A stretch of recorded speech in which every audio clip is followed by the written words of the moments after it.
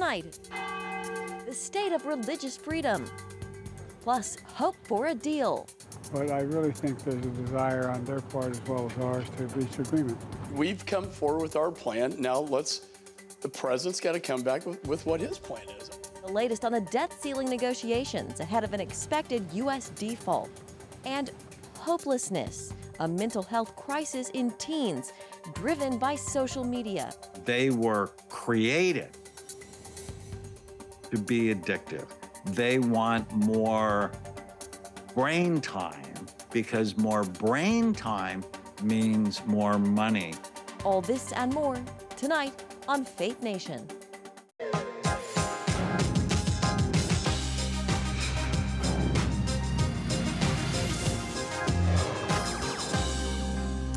Religious freedom in the spotlight at the State Department. Good evening in Washington. I'm Jenna Browder. Troubling trends are on the rise, threatening international religious freedom. The State Department released its annual report today containing the current status of religious oppression and violence in nearly 200 countries. CBN's Brody Carter has been looking into it and begins our coverage tonight. Brody? Well, Jenna, we understand right now that the State Department has been keeping a close eye on this. It's a rise in this violence and oppression throughout several countries. We actually had a chance to speak with senior reporter Gary Lane. He's traveled to more than 120 countries, witnessing religious persecution firsthand. He says the best thing that we can do for religious freedom is give our time, our finances, and our prayers. The key is, how serious are we when it comes to China? If you've got as many as 3 million Uyghurs imprisoned in genocide, and we say it's genocide being committed against them, then what are we doing about it? Why are we still buying Chinese products? The annual report raises big questions about religious freedom and our part in it. It follows both the good and bad of international religious freedom. Unfortunately, the report also documents the continuation and, in some instances, the rise of very troubling trends. Secretary of State Antony Blinken designated these 16 countries of particular concern. Governments in part of the world continue targeting religious minorities, using a host of methods including torture, beatings, unlawful surveillance, and so-called re-education camps. Religion can be such a powerful force for good in the world. Societies who seek to restrict it or use it to harm others cannot achieve their full potential. The extensive report notes several concerning hotspots, including attacks on the Catholic Church in Nicaragua, with more than 160 attacks against the church last year. Other crimes against humanity come out of China, where Muslim Uyghurs are suffering genocide and imprisonment for their faith. And notably, the people of Iran, led by the killing of Mahsa Amini, a young woman arrested and beaten by the so-called morality police because her hijab did not fully cover her hair. So it's a responsibility that we have as Christians, not to just sit on our couches in North America, but to do something about it. Gary, it's 2023. People are still being persecuted and murdered for their faith, if not more so than ever. Why do you think that is? In Nigeria, the Fulani herdsmen are being financed to clear Christians out of their villages and off the land because they want the land. In other countries, it's really more of a commitment to theology and doctrine. Like in Iran, Jesus Christ said, they hated me first, but they will also hate you because of me. So Christians are being attacked around the world. The State Department started observing International Religious Freedom Act 25 years ago when it was signed into law by President Clinton. That was in 1998. The information gathered is used to advance religious freedom in oppressed nations. But the goal is to shine light on actions impacting that religious freedom and use it to preserve and protect this human right for everyone. Brody Carter, CBN News. All right, thank you, Brody. Well, Eric Patterson is the president of the Religious Freedom Institute in Washington and scholar at large at Regent University, and he joins us now for more. Eric, welcome. So what do you make of this latest assessment on religious freedom from the State Department? Well, Jenna, thanks for having me today. And the State Department's report is invaluable in the way that it documents what is going on around the world. But the real question, the next step, is what activity, what concrete action items will this administration take to push back on religious freedom violators, such as in Nicaragua, such as in Nigeria, such as in Iran? And this administration has not done very much. Now, you mentioned Nicaragua and the Ortega regime. What would you like to see the administration do? Nicaragua, there are economic sanctions and some other things we can do. A mechanism that the government can use is to designate a country as a country of particular concern, a CPC, but then to follow that designation with a set of economic and diplomatic sanctions. And we've only done very limited things in Nicaragua. In Nicaragua, priests and pastors have been attacked, they've been imprisoned, they've been stripped of their citizenship, they've been expelled from the country. And those are gross violations by a heavy-handed regime. The report also lists Afghanistan, China, North Korea. Not surprising. Was there an example or something that in the report that especially caught your eye? Well, I think that the thing that continues to catch my eye is the deteriorating condition in Nigeria, which was mentioned earlier. More than 120,000 people have died at the hands of Boko Haram and other terrorists in the past decade. And Christians over the past 3 years have died at the rate of over 4,000 Christians a year in this terroristic types of violence. And yet the United States has done very little under the Biden administration. I'd say Nigeria should be a focus of attention. Yeah, there's persecution all over the world. Here in the States, it looks different, but what concerns you most about the threat to religious freedom here in the States? I'd say the biggest threat to it in the United States is the bullying of individuals or small organizations or institutions, the local church, the local Christian school, the baker, the florist, to give up their values on issues, on social issues that they feel very, very deeply about that are informed by their faith, such as the doctor who does not want to perform an abortion or the medical student who doesn't want to participate in that. Those types of issues where outside groups bring government power, the government of the state of Colorado, or federal power to come crushing down on the individual Christian or other person of faith, that's the biggest threat we face at home today. Yeah, and we see a lot of these cases coming before the Supreme Court, a lot of Americans feeling very strongly about them. Eric Patterson, thank you so much. It's great to have you with us this evening. Thank you for your time. You're welcome.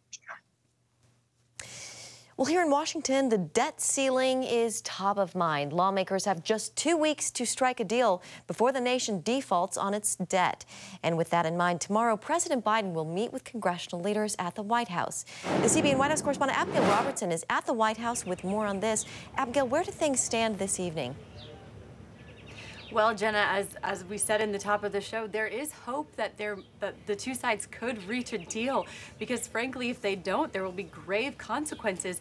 But right now, reportedly, they are still very far apart in what they want in the negotiations. Democrats want to see a clean bill that raises the debt ceiling and avoids an economic catastrophe in a few weeks, while Republicans say they will vote to raise the debt ceiling, but they want that bill to also have deep spending cuts in it as well to avoid this situation in the future. And President Biden, he's about to leave this week for a trip. They need to come to some kind of agreement and come to an agreement soon. Here's what Republican Congressman Michael McCall had to say about it this week. The point is, we've come forward with our plan. Now the president's got to come back with what his plan is. I think we were reasonable to say we're willing to raise the debt ceiling, but we want meaningful spending cuts and capping spending at 2022 levels. Our adversaries look at this very closely. They look at when we're divided, too, as a nation. I think they would love nothing more, particularly China, to see us default, our full faith and credit under the Constitution. Now, the one thing that both sides seem to agree on is that if the U.S. defaults on its debt, it would be catastrophic. There's just no telling what would happen. So as I said, President Biden will be leaving on Wednesday. He's going to the G7 summit in Japan, and he confirmed today that he will meet with House Speaker Kevin McCarthy before he goes on that trip, and hopefully they will reach some kind of agreement. Yeah, it would be catastrophic if they can't reach an agreement. Abigail, what would that potentially look like? Well, Jenna, on one hand, no one really knows. The United States has never defaulted on its debt payments before, but many in the finance industry are warning that this could even potentially be worse than the 2008 financial crisis. They're saying there could be massive layoffs, that this could not just affect the United States, but that it could cause a global financial crisis. And what would also happen is that the people who depend on receiving checks from the government, people in the military, people who receive Social Security payments, they would no longer be paid. So since January, the Treasury Department has been taking extraordinary steps to keep writing checks on behalf of the U.S. government. But if as soon as June we default on our debt payments, those checks would suddenly end. So we'll see what happens, Jenna. All right, Abigail Robertson at the White House this evening. Thank you, Abigail. And up next, we are keeping a close eye on the U.S. southern border. What's new in the post-Title 42 world? Right after this.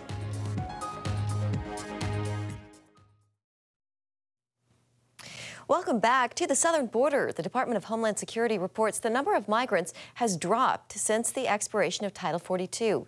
Many predicted the U.S.-Mexico border would see a huge influx after the Trump-era COVID policy ended last week. But DHS Secretary Alejandro Mayorkas says there's been an approximately 50% drop in the days since it expired. They have gone down. My hope is they'll continue to go down, but we have a lot more work to do. And post-Title 42 restrictions include non-Mexican migrants seeking asylum must prove they've been denied protection from a country they passed through on their way to the U.S. They also have to use a federal app to make an appointment, and anyone caught re-entering the country after being expelled will be denied entry to the U.S. for at least 5 years. The ACLU is suing the Biden administration over the new policies, claiming they are unlawful. And with that, let's bring in Nathan Gonzalez, editor and publisher of Inside Elections and a Faith Nation contributor. Nathan, good to see you this evening. So the numbers are down at the southern border. In Texas, some say it's largely thanks to the Texas National Guard. We know there are still thousands, in Mexico waiting to get in. What do you make of the post-Title 42 situation at the southern border right now? Well, I think we could all benefit from a few days or even a few weeks more post-Title 42 to see what the trend is, right? This could be, whether the numbers go down, they go back up, and see what the situation is. Then it will be, we have to watch to see what are the visuals, right? What are the photographs and the video coming out of it and what ends up on the news? I think that will help define how big or what kind of crisis we're talking about. I quickly went to the CNN, MSNBC, and Fox websites to see how much of a priority or how big this issue was playing. I had to scroll down a bit on the CNN and MSNBC sites. On the Fox site, it was close to the top of the page. But I think that the visuals are what's going to keep this in the news. And if it doesn't end up being as visually compelling, that doesn't mean it's not a crisis, but a visually compelling story, then it will be tough to remain in the news for a long period of time. So the White House says stricter asylum policies put in place last week are helping here. Republicans say those new policies are similar to what was in a bill passed last week by the House, which the White House called dead on arrival. Nathan, all that to say, are the two sides closer than they think on actual immigration reform? Well, man, the sides are so far apart on everything. I hesitate in fueling some false optimism into it. I think you have the parties are focused on different aspects of this. Republicans are very focused on security and the border, right? The physical pieces of it. Democrats, I think, are focused on the pathways to citizenship or the pathways of immigration. If we take a step back, I admit I'm not an immigration expert, but I'm going to go ahead and talk about immigration here for a second. We have to remember that if the situation in Mexico or other Central American countries is so bad that people want to come to America, then immigrants are going to risk their lives in order to for a better livelihood. So if the places that they're coming from continue to be bad, then they're going to come forward. And we also, I think, have to fix the legal immigration process. It's laborious for people who have friends or family members that have gone through the legal immigration process. That's a problem and could be fixed. So I think we're still far apart as a country on where the two parties are on this issue. Yeah, Nathan, curious your thoughts about 2024 and how this issue might play out in the presidential election. I expect it to be a top issue, particularly on the Republican side, under the umbrella of security. Republicans are going to talk about your financial security, your physical security, and that includes what's going on the southern border. And whether it's a top three issue, I think, is going to depend on the situation at the border. And if it is Again, if it is in the news consistently, then I think that it will be at the top of voters' minds, along with the economy and other issues when they cast their ballot. Yeah, still a little ways to go. Nathan Gonzalez with Inside Elections, always good to see you. Thank you. Have a great night. Good to see you, Jenna. Well, a majority of teens addicted to social media. How parents can protect their kids, next.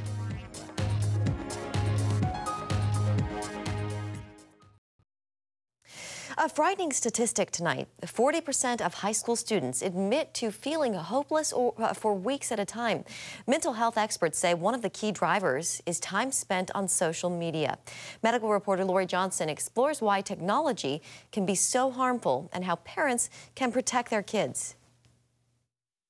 New research shows teen mental health problems like depression, anxiety, and even thoughts of suicide grow with increasing time spent on social media. For too many, it's become an addiction, as nearly half of teenagers report being almost constantly online, including social media. It was developed by people in Silicon Valley who understand addictions, and they were created to be addictive. They want more brain time, because more brain time means more money for these very wealthy companies. This desire of social media companies to want consumers to spend more time on their platforms happens even though they know in some cases that can be damaging. So Facebook knows that they are leading young users to anorexia. For example, a Facebook whistleblower testified at a Senate hearing the company hides its own research showing their platforms can erode many aspects of a teenager's well-being. When Facebook is directly asked questions as important as how do you impact the health and safety of our children, they choose to mislead and misdirect. Experts blame social media overuse for many of the psychological challenges kids face today. It's definitely becoming one of a big issue that mental health clinicians are seeing. Too many teens feel bad about themselves compared to others on social media who seem to be a lot happier and better looking, when in reality, they are neither. I think body image is one of the major places, that we're starting to see some real, impact, especially with all of the filtering that has been happening and all the apps that you can now use to, make yourself look like a completely different person. Cyberbullying is another major source of teen angst. The cancel culture of if you do something that someone feels is skewed or, incorrect, that you are pretty much bullied and ostracized. Then there's doom scrolling, compulsively seeking out disturbing content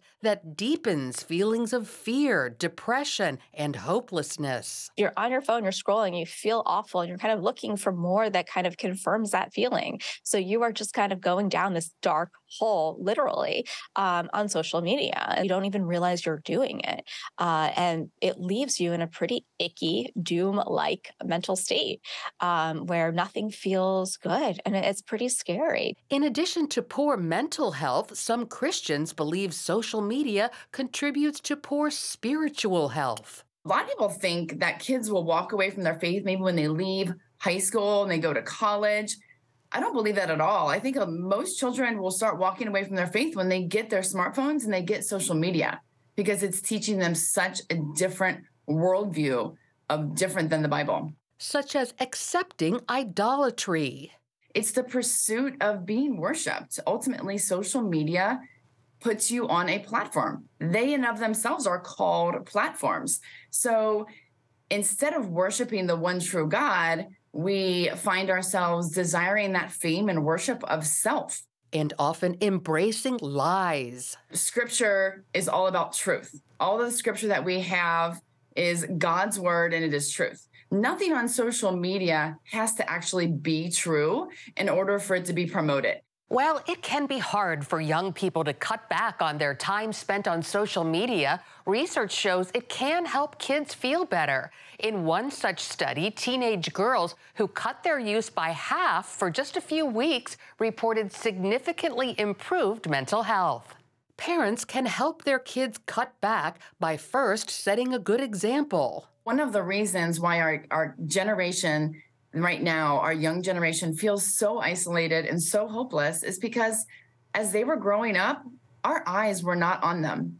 Our eyes were on our own phones. Experts recommend drawing boundaries about what your child can do online and for how long. Your kids won't like it, and that's okay. Parental control apps like Bark and Net Nanny can help enforce these rules.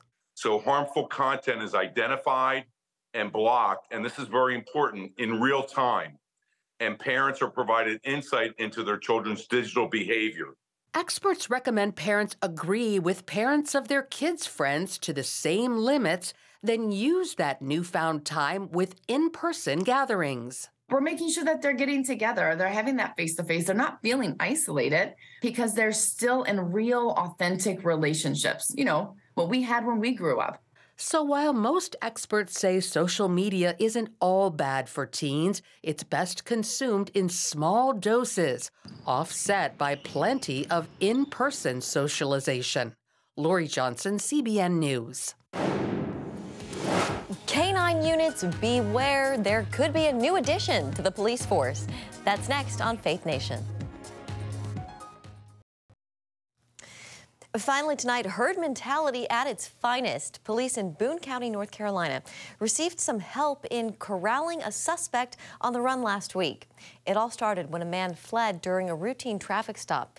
He led police on a chase before ditching his vehicle and fleeing on foot, losing law enforcement in the process. Luckily, though, the cows stepped in.